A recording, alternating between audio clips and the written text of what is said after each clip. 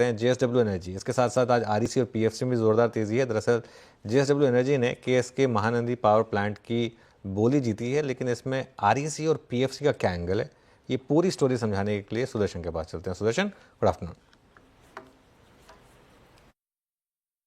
JSW energy आज focus में है। न्यूज़ है कि जेएसडब्ल्यू एनर्जी ने केएसके महानदी पावर को कॉर्पोरेट इंसॉल्वेंसी के अंडर में एक्वायर किया है और इसका बिड अमाउंट था केएसके महानदी को एक्वायर करने के लिए 15,985 करोड़। डील कंप्लीट होने के लिए जेएसडब्ल्यू एनर्जी को 2 अप्रूवल की ज़रूरत होगी और वो है एनसीएलटी और सीसीआई का। बट ये न्यूज़ पॉजिटिव क्यों है जेएसडब्ल्यू एनर्जी के लिए? पहला, केएसके महानदी पावर का जो अभी करंट कैपेसिटी है वो है 3,600 मेगावाट या कहें 3.6 गीगावाट, और उसमें से 1800 मेगावाट प्लांट ऑलरेडी ऑपरेशनल है और 1800 मेगावाट प्लांट अंडर कंस्ट्रक्शन है। जेएसडब्ल्यू एनर्जी बिलीव करते हैं कि ये एक्विजिशन के बाद उसका जो थर्मल प्लांट जनरेशन कैपेसिटी होगा वो इंक्रीज होकर 7.5 गीगावाट होगा। और पॉजिटिव ये है कि कंपनी का जो टोटल जनरेशन कैपेसिटी का टारगेट 20 गीगावाट वो कंपनी बिलीव करती है कि 2030 से बहुत पहले ही कंप्लीट हो जाएगा।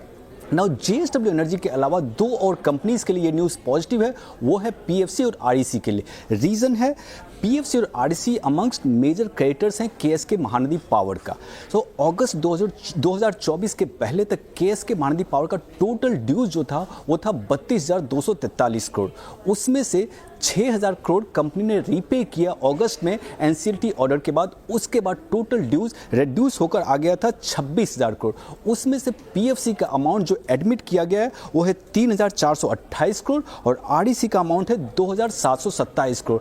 तो ब्रोकरेजेस बिलीव करते हैं कि एक बार डील कंप्लीट हो जाएगा तो दोनों पीएफसी और आरईसी को जेएसडब्ल्यू एनर्जी पे कर पाएंगे। एंड इसके कारण आप देख रहे हैं कि तीनों stocks JSW energy, PFC and REC आज के ट्रेड में हायर हैं।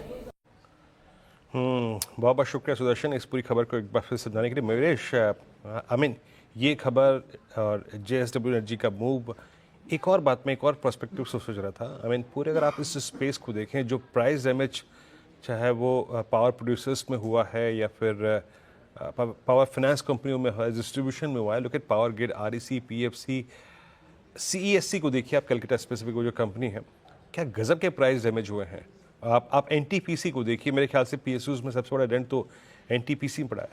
अगर मैं अपने पोर्टफोलियो का सर्टेन पोर्शन 5 to 6% थोड़ा सा इस डिप में पावर में एलोकेट करना चाहता हूँ, तो मेरा झुकाव किस पे होगा? इनफैक्ट आपका किस पे झुकाव होगा?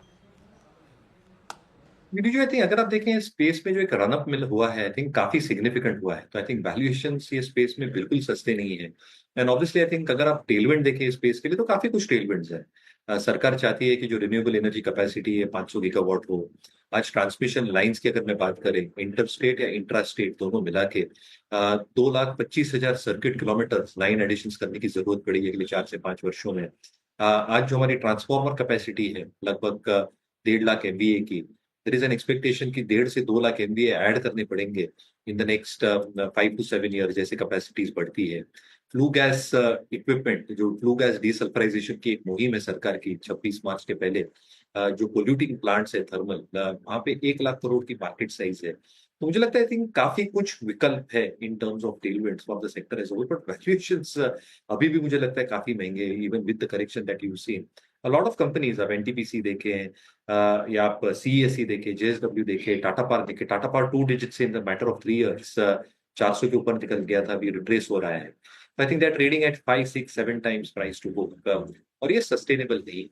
हालांकि टेलविंड्स है, मुझे लगता है आई थिंक वॉच लिस्ट पे अगर ये स्टॉक्स गिरते हैं तो, और अगर नीचे लेवल्स पे लोअर बेस बनाते हैं और इनके अगर अर्निंग स्ट्रेंथ और प्राइस स्ट्रेंथ बरकरार रहती है वंस दे कंसोलिडेट, तो टाटा पावर आपको ध्यान में रखना चाहिए। Obviously, I think NTPC within the large cap PSU names, expansion plans इनके जो हैं, जो dividend yield इनके पास है, ये आपको ध्यान में रखना चाहिए। और टेक्नो इलेक्ट्रिक एक जो ईपीसी प्लेयर है, आई थिंक ये भी आपको ध्यान में रखना चाहिए। आई थिंक इनमें तीनों तड़के हैं, एक आई थिंक डेटा सेंटर वाले, दूसरा जो मैं फ्लू गैस डीसल्फराइजेशन इक्विपमेंट बोल रहा था जो सिर्फ टेक्नो इलेक्ट्रिक और बेल करती है, और तीसरा स्मार्ट मीटर्स। तो मुझे लगता है आई थिंक थोड़ा चूजी रहेंगे सेक्टर के लिए, लेकिन जस्ट वेट एंड वॉच। अच्छे बेसिस बने नीचे लेवल्स पे जहाँ पे अर्निंग्स और प्राइस ट्रेंड, तो शायद ये 3 कंपनीज कॉल। Techno electric